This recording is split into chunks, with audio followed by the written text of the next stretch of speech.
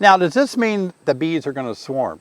This isn't a single deep, and they're pretty filled out here. A lot of beekeepers are wondering, are bees going to swarm? Because look how crowded they are and how much they're hanging and bearding on the front. Hey guys, I'm David Burns, ZAS Certified Master Beekeeper. Beak Squad, if you'd like one of these t-shirts, I'll leave a link right here. You can get your own Beak Squad t-shirt. Really what this only means is one thing: bees are hot and humid. And so when the hive is very hot and humid, they want to cool their hive off, and so they just send more bees outside so they can have a better controlled temperature inside the hive. Now, a lot of you are panicking. You're thinking that your bees are going to swarm because they're so hot. Look at my face. I'm sweating profusely. I'm going to swarm. I'm going to leave and go someplace cold. Your bees aren't going to go and leave and go someplace cold, because that's just not what's going on in this situation. The only way that you can tell if your hive is going to swarm is by opening it up and look for queen cells. But right now we know the environment. I've kept bees long enough to know that right now it's just hot.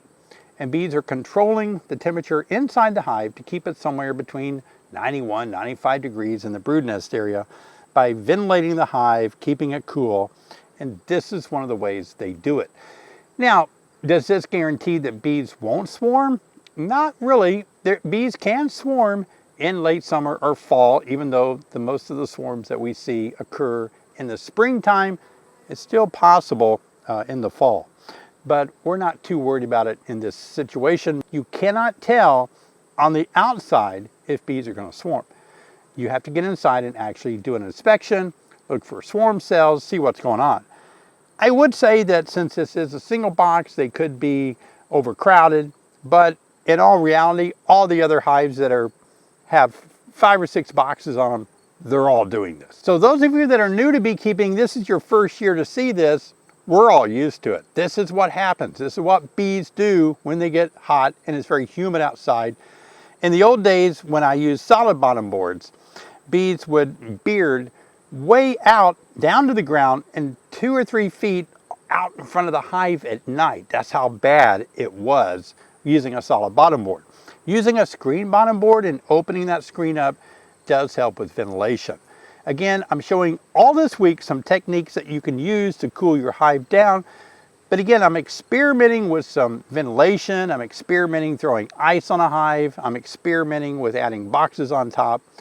But all those things are just sort of fun things to try. But the reality is, bees are quite capable of keeping their hive cool. I know I'm really hot right now, and I know you feel hot when you're outside, and we worry about our bees, but I think the main practices of keeping your hive cool are still providing them shade. This hive here has a nice tree right there, partial shade during the day, so it's helping them a lot.